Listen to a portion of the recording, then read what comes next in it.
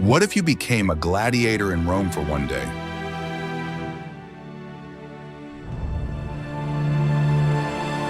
Imagine standing in a dark, stuffy hallway, clutching the hilt of a gladius, wet from exertion. An invisible ocean of 50,000 voices rumbles above your head. At this moment, there is no past or future for you. There is only a dazzling rectangle of light ahead and the weight of someone else's armor on your shoulders. Your entrance into the arena is not just a fight, but the bloody culmination of your long journey of humiliation, grueling training, and silent inner struggle. Watch the video to the end, and you will learn how a single random gesture by the Emperor can turn you, yesterday's powerless slave, into a living legend of Rome. What if I told you that Rome's most terrifying weapon does not kill the body, but methodically erases your personality? Your path to the arena begins not with a heroic battle, but with a sudden and brutal capture somewhere on the wild borders of a vast empire. You remember only thick dust, the deafening clang of iron, and the feel of rough ropes cutting into your wrists. You are instantly deprived not only of your freedom, but also of your own name, replacing it with a faceless nickname or simply a serial number on a list of goods. The slave market greets you with the deafening roar of hundreds of voices, the smell of unwashed bodies, and the appraising glances of buyers. Rich townspeople and lanistas seek your strong arms, broad shoulders, and strong teeth, completely ignoring your soul. You stand on a high wooden platform, feeling like an inanimate object that is being unceremoniously touched, turned around, and loudly discussed. At that moment, you realize that your past life is gone forever. Being sold to a gladiator school, known as a ludus, seems to you not like salvation, but like a final sentence. Lanista, the owner of this school, looks at you not as a living person, but as a profitable investment. He mentally calculates how much gold you can bring him in the coming months if you survive. Your fate now depends only on his greed and your endurance. The first days at the school become a severe test of strength, not of your muscles, but of your spirit. You are immediately told the harsh truth. Your family, memories, and hopes no longer matter. You must forget who you were before in order to become what the audience wants to see. This is the beginning of your painful rebirth. You learn to obey harsh commands in a foreign language without question, to respond to the whistle of a whip, and to never look up at the guards. Your new home is a cramped, damp stone cell where you barely have enough room to stretch your tired legs. At night, you hear moans and prayers in dozens of different languages. This is the place where your hopes die. Among the other newcomers, you see people just as lost as you are, former warriors, peaceful farmers, and convicted criminals. You exchange rare, wary glances, understanding the terrible truth. Soon, you may have to kill them for the amusement of the crowd. Friendship here is a dangerous luxury for you. It's every man for himself. The realization that you are now a gladiator comes slowly, along with bloody calluses from the wooden sword. With each passing day, you understand more and more clearly, the only way to regain even a shred of respect is to become the best at this craft. You begin to absorb the science of killing. Your body changes, adapting to the new reality. Every morning begins with a harsh test. Are you alive and ready to endure pain again for a slim chance at survival? You learn to hide your true feelings deep inside, creating an icy armor of indifference around your soul. Tears and pity are left in your past life. There is no place for them here. You become a cold instrument of death. The training exhausts you so much that by evening, you don't even have the strength to think about escape. You fall onto the hard straw, and sleep comes instantly, black and deep. It is during this first week that you make a firm decision, not just to survive, but to fight to your last breath. You decide that if you die, you will do so with dignity. Do you think you could keep your sanity if you were suddenly deprived of your freedom and became someone else's property? Share your opinion in the comments and be sure to subscribe to the channel. You learn the truth about what you, one of the Empire's most dangerous fighters, are actually being fed.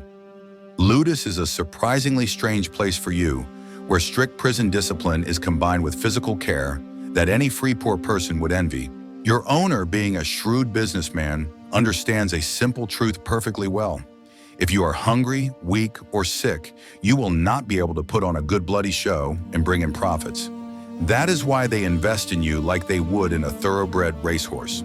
Your diet does not consist of roasted meat and wine, as future generations will think. The basis of your diet is thick barley porridge with beans, which is cooked in huge cauldrons. This simple but filling food, rich in carbohydrates, is given to you in huge quantities several times a day. The goal is not only to give you energy, but also to build up a layer of subcutaneous fat. This fat is vital to you, as it serves as natural armor in battle. It protects your vital organs and arteries from shallow cuts, allowing you to continue fighting even when wounded. The audience wants to see your blood, but they don't want the fight to end too quickly because of an accidental scratch. You eat to survive. The school's doctors, often the best specialists in town, carefully monitor your health every day. They treat your abrasions with expensive ointments, reset dislocations, and monitor your hygiene to avoid infections. You are given massages with oils to loosen up your sore muscles. You are a valuable asset that must be protected until the day you are sold. Your training takes place on a hot sandy parade ground under the scorching sun, and it is endless. You work with a heavy wooden sword that weighs twice as much as a real weapon. This is done specifically to develop your endurance and striking power beyond human capabilities. Your arms feel like lead, but you cannot stop. The point of this training is so that in real combat, a real steel blade will seem as light as a bird's feather to you. The instructors teach you not to just swing your sword mindlessly. They teach you to move economically, precisely, and deadly, without wasting energy. Your every movement is honed to perfection. You practice the same combinations of strikes thousands of times until they become unconditional reflexes. In battle, you won't have time to think. Your body must react on its own, ahead of your mind. Discipline at the school is ironclad and merciless. The slightest offense or laziness will result in severe punishment. In the evenings, sitting in the stuffy barracks, you listen to the quiet conversations of veterans who have already tasted the blood of the arena. They discuss past battles and survival strategies. They talk about the crowd not as people, but as a capricious beast that must be tamed. You absorb their every word. They teach you that fear is a poison that must be spat out. You realize that your comrades in arms are your only family in this hell, but you also know the terrible truth. This family can fall apart at any moment. Tomorrow you may have to kill the person with whom you share your bread today. Here within the high walls of the ludus, you slowly transform from an ordinary person into the perfect fighting machine. Your body becomes a weapon, and your mind learns to switch off compassion. You are focused on only one goal: victory at any cost. In the next chapter, you will learn about the unbearable noise that fills the streets of Rome on the day of the great games. The day of the games begins for you long before dawn, when the huge city is still asleep in the pre-dawn haze. The barracks are cold, and the chill penetrates your bones, making it difficult to concentrate. You are awakened not by sunlight, but by the harsh shout of a supervisor who knows no mercy. All you can hear around you is the heavy breathing of your comrades, who are also reluctant to leave their hard beds. The school is already bustling with nervous activity. Guards jingle their keys, cooks prepare the last breakfast. You can hardly swallow this food because your stomach is cramping with fear, but you force yourself to eat, knowing that you will need strength to survive. The air is thick with anxiety, which spreads from person to person like a disease. You hear the wooden wheels of the cart rumbling over the ancient cobblestones, and every bump reverberates through your body. The shaking is relentless, and you and the other people in chains bump into each other. You try to guess the route by the sounds and turns, recalling the city map. The journey seems endless. As you approach the city center, the noise outside grows louder, turning into the hum of a huge human anthill. The Romans are waking up, merchants are opening their shops, and bookmakers are already taking bets. You hear snippets of conversation, laughter, and arguments about who will fall first today. All this noise merges into a single frightening hum of anticipation. Thousands of people rush to take their seats to watch the bloody spectacle. You realize that all these patricians and plebeians are coming to watch you die, or kill. This realization weighs heavily on your shoulders. The Colosseum suddenly rises above the city like a giant stone mountain, blocking out the sky.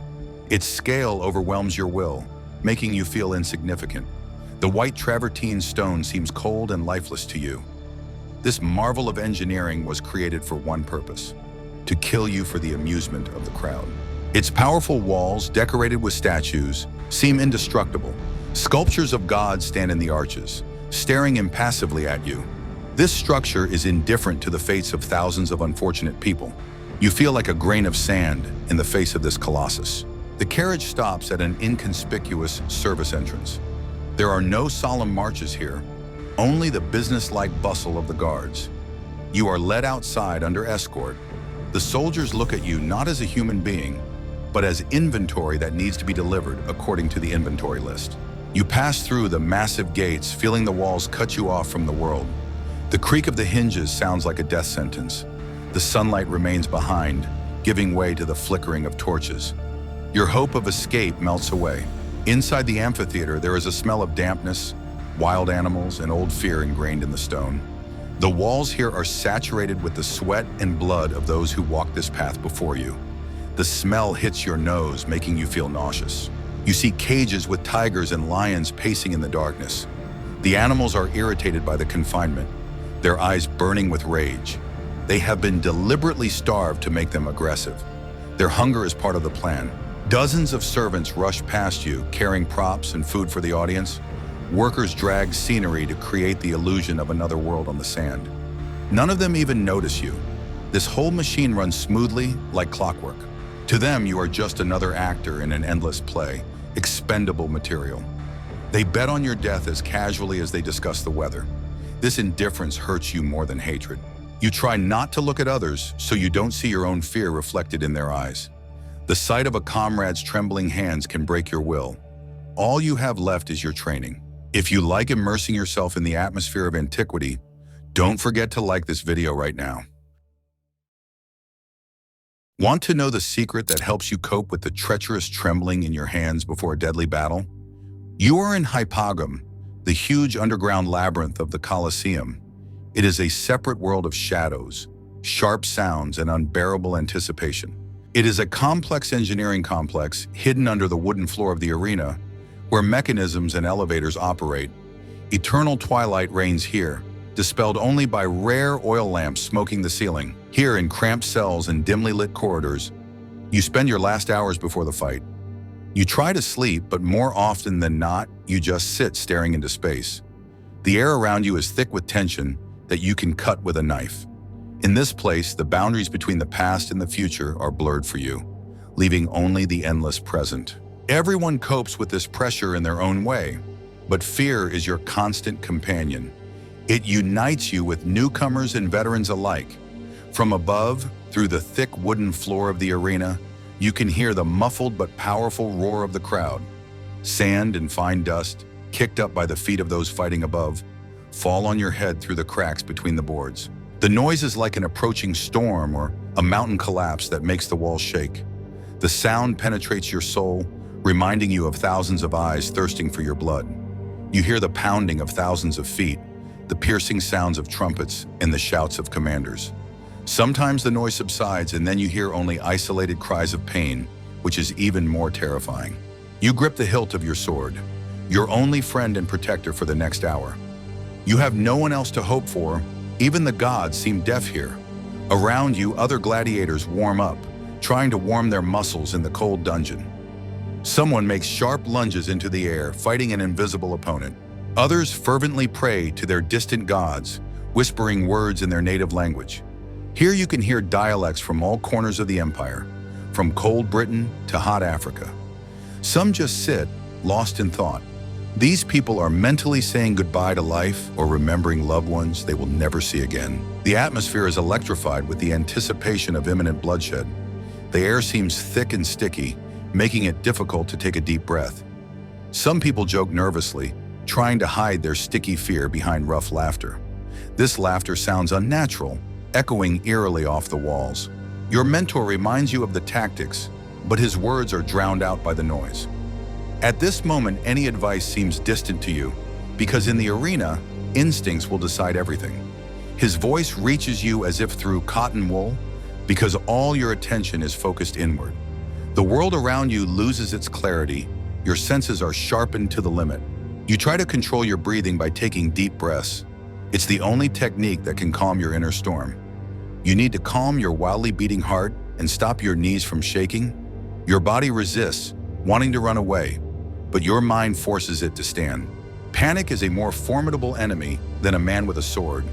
If you give in to it now, you will lose before you even set foot on the sand. Fear is physical, sticky. It binds your muscles. Your mouth goes dry, your palms sweat, your stomach tightens into a knot. But you know from training that you can't let fear take over.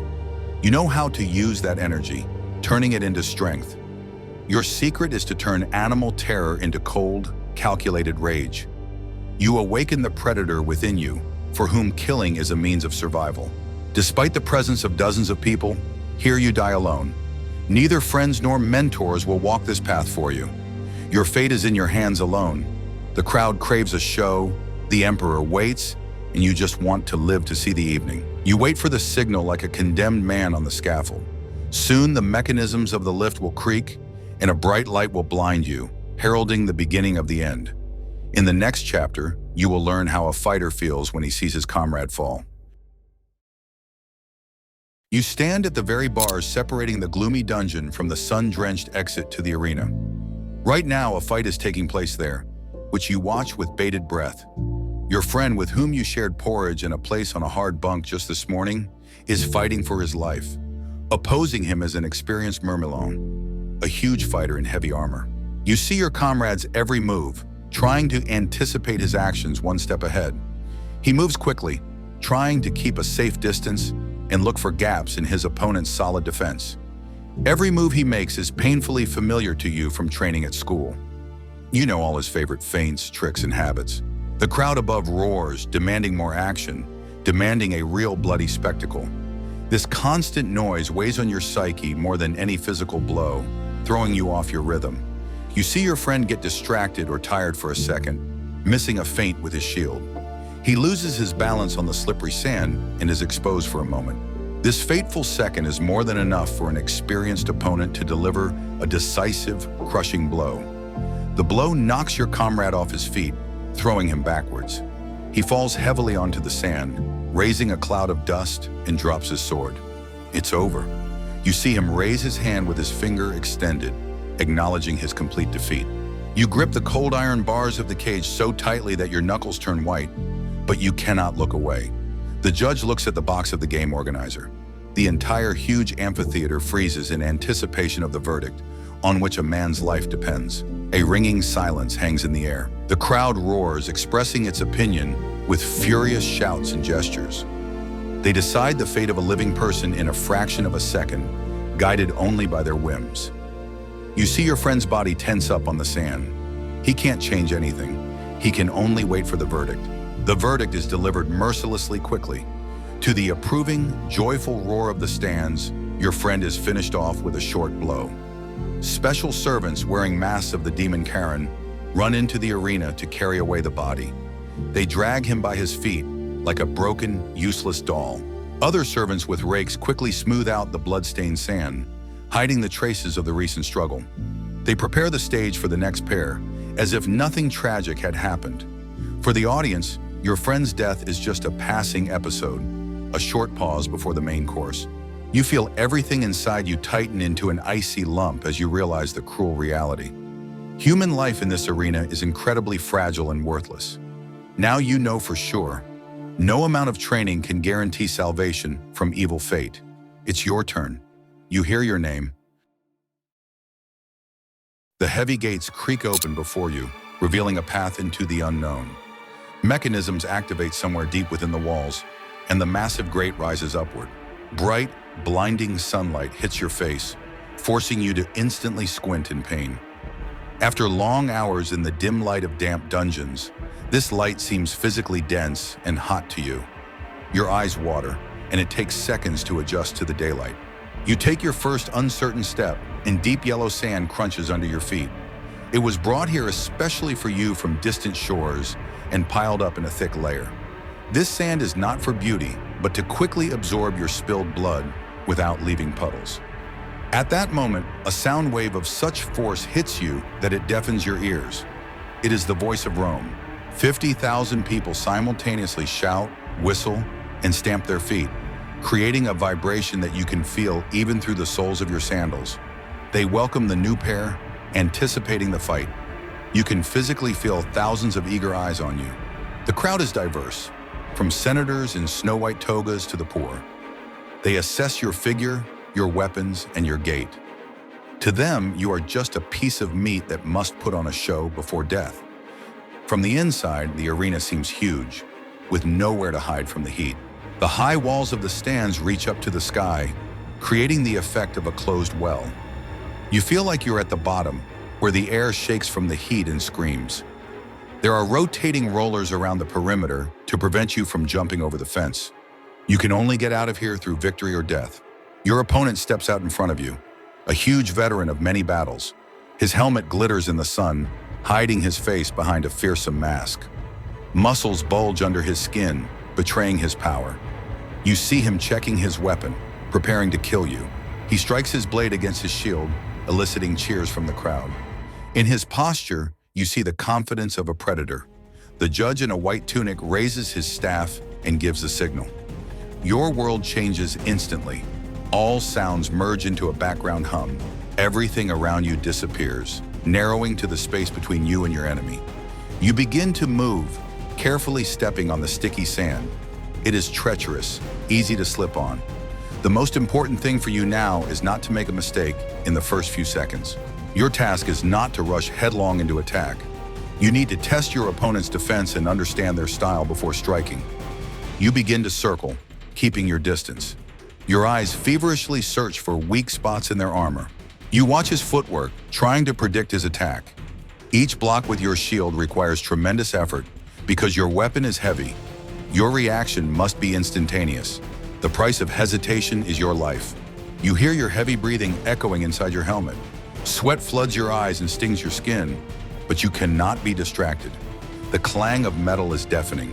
The blows reverberate in your shoulder and dry your hands. You understand this is no time for nobility. It's a dirty fight for survival. A blow with a shield to the face, sand in the eyes, all means are good. You must outsmart and destroy the one standing opposite you. This is a primitive battle where the strongest wins. In the next chapter, you will learn what the victor feels at the moment of his bloody triumph. What do you think is more important in such a fight? Brute force or cold calculation? You feel your opponent beginning to tire, his movements slowing for a split second.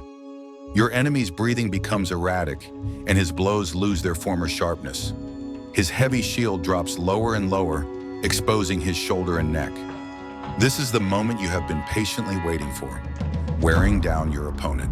You conserve your strength, moving sparingly while he wastes his on powerful but useless swings. You make a sharp feint toward his legs, causing him to instinctively jerk and lower his guard. He falls for the trick and loses his concentration. And then, putting all your weight into it, you deliver a precise blow with the edge of your shield to his chest. The blow is devastating, knocking the wind out of your opponent. The huge figure loses his balance on the loose sand and collapses with a dull thud. The crash of heavy armor falling is drowned out by the frenzied roar of the crowd. You are instantly at his side, giving him no chance to get up. The tip of your sword stops a centimeter from his throat, the vulnerable spot between his helmet and breastplate. The arena literally explodes with cheers of delight, but now you hear your name in them. They chanted in unison, raising it to the heavens. You stand over your defeated enemy, greedily gasping for hot, dusty air. Your heart is ready to jump out of your chest. Sweat floods your eyes and stings your skin, but you don't dare wipe your face. Now you are the master of the situation, the hero of the moment, watched by thousands of eyes. They look at you with admiration and fear, for you have proven your superiority. Your opponent, lying on his back, slowly raises his hand with his finger extended. It is a universal gesture of mercy. He throws his shield aside, showing that he entrusts his fate to others. The entire huge amphitheater freezes in anticipation of the Imperial Box's decision. A ringing silence hangs in the air. You also freeze, keeping your sword at his throat, but not striking. You look up at the main tribune. You see the game master slowly raise his hand. He deliberately pauses for dramatic effect, relishing his unlimited power over your life. In those seconds, time stands still for you. Your heart pounds in your throat, and your hand with the sword grows heavy. The gesture is made. The thumb is hidden in the fist. This means sheathe your sword, mercy has been granted. You put away your weapon, feeling an incredible, intoxicating relief. You did not have to become an executioner today and finish off someone with whom you may have eaten porridge in the morning. But most importantly, you proved your right to live for another day. Death passed you by, merely touching you with its cold wing. The crowd begins to throw flowers and coins into the arena, expressing their approval of the beautiful ending and your generosity.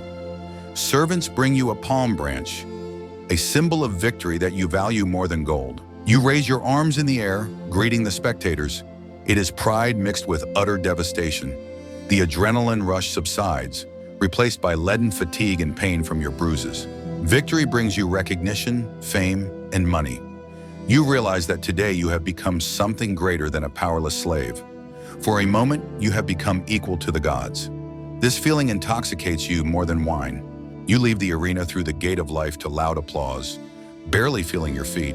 But deep down, when the euphoria subsides, you know that this is only a brief respite. The next trial will be even more terrifying, and luck can turn away from you at any moment. You are led back into a dark, cool corridor, away from the public eye. The bright lights, loud cheers, and deafening noise remain behind. Behind heavy gates, the adrenaline that sustained you during the fight begins to rapidly recede. It is replaced by a monstrous, leaden fatigue that weighs heavily on your shoulders. Your hands tremble slightly, your legs buckle treacherously with every step. You struggle to move them, feeling your body refuse to obey. Now you feel every minor abrasion, every bruise and contusion. The pain you didn't notice in the heat of battle washes over you in waves. The school doctors immediately surround you as soon as you cross the threshold of the dungeon. They busily examine you for serious wounds and fractures. They sit you down on a wooden bench and give you water with vinegar to drink to restore your strength. The healers begin to treat your scratches with pungent, smelly ointments. You sit, leaning limply against the cold stone wall. You listen to your heart beating loudly, gradually slowing down. People are bustling around you. Administrators are shouting, but you are deeply immersed in your thoughts. You relive the most dangerous moments of the battle. Out of the corner of your eye, you see those who were less fortunate today being carried away on stretchers. You look away, trying not to see the bloodied bodies. The dungeon is filled with the thick, heavy smell of blood, sweat, and medicinal herbs. This is the smell of the other side of the great holiday. Your lanista, satisfied with the outcome, approaches you and slaps you on the shoulder like a boss. He says you fought well and brought him profit. These few words are the highest praise you can receive here.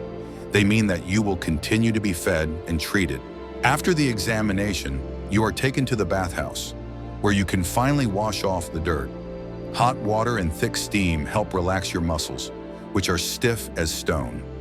You wash away the dust of the arena, the blood of strangers, and the tension of a terrible day. These are moments of true bliss. After the bath, you are given a hearty, abundant dinner, the best you've had in days. You are brought meat, fresh bread, and diluted wine. You eat silently, greedily, feeling the warmth slowly spreading through your body. Life returns to you with every sip. You realize that today you have been given a second birthday. Fate has been kind, and you have drawn the lucky ticket in the lottery of death. But as you fall asleep in your cramped cell, you know the truth. Tomorrow everything will start all over again, and luck may turn its back on you. If you manage to survive in the arena long enough, defeating death time and time again, your status begins to change. You cease to be just a nameless piece of meat for slaughter, forgotten as soon as your body is carried away. Your name begins to be heard in taverns and market squares, passed from mouth to mouth. You gain loyal fans who place huge bets on your victories, risking their fortunes. They believe you bring them luck. They write your name in charcoal, and red paint on the walls of houses, public baths and fences. The whole city knows who you are. Women, even from noble families, secretly dream of meeting you. They bribe the guards to touch the hero of the arena for at least a moment or get a piece of your tunic. In you, they see the embodiment of wild courage and brute strength, which they so lack in their pampered lives. The guards' attitude toward you has also changed dramatically. Now you see respect mixed with superstitious fear in their eyes. They no longer dare to beat you with sticks for no reason, realizing your value. You can afford to order the best equipment, tailored to your figure. Your helmet is decorated with intricate engravings in gold. The plume of bright feathers is visible from the top rows of the amphitheater. It becomes your recognizable symbol, eliciting enthusiastic cheers from the crowd when you appear. But this dazzling fame has a dangerous downside. Now they expect you to deliver increasingly spectacular and bloody victories. The crowd quickly gets used to the good stuff and demands more. You no longer have the right to make the slightest mistake or fight a boring battle. Any slip-up can turn the audience's love into hatred, condemning you to death. You become a hostage to your own success. Each new fight is more difficult than the last. You are pitted against the best of the best, the most ferocious fighters in the empire. It is not profitable for the organizers to waste you on weak opponents. You learn to play to the crowd masterfully, to make beautiful theatrical gestures with your sword. You know how to prolong the intrigue, to feign fatigue, and then suddenly attack. You become not just a warrior, but an experienced actor in this theater of death. You control the emotions of a crowd of 50,000 with a single movement of your hand. Sometimes, in rare moments of peace, you think about freedom. It seems a little closer now. You know that there is a legitimate chance to get a ludus, a wooden sword, a symbol of complete retirement. But the path to the coveted wooden sword is endlessly long and littered with the corpses of those who also believed in luck. Every step toward freedom must be paid for generously with your own blood and the blood of others on the hot sand. And no one, not even the most powerful god, can guarantee that you will reach the end. After all, you only have 3 possible ways out of this cursed arena. The first and most common outcome for a gladiator is death on the sand, amid the indifferent roar of the crowd. This is the very end you fear every night, but for which you have been preparing your whole life. If luck turns its back on you, your lifeless body will simply be dragged away with iron hooks through the gates of death, and your story will end in a common grave. The second path is to suffer serious injuries that are incompatible with continuing to fight. If you survive but become crippled, you may be kept at the school out of pity or for past merits. You become a trainer, a mentor to young death seekers, or simply a servant sweeping the courtyard. It is a life in the shadow of your former glory, full of bitterness and memories of strength that is no longer there. And the third, rarest, and most desirable path for you is complete freedom and honorable retirement.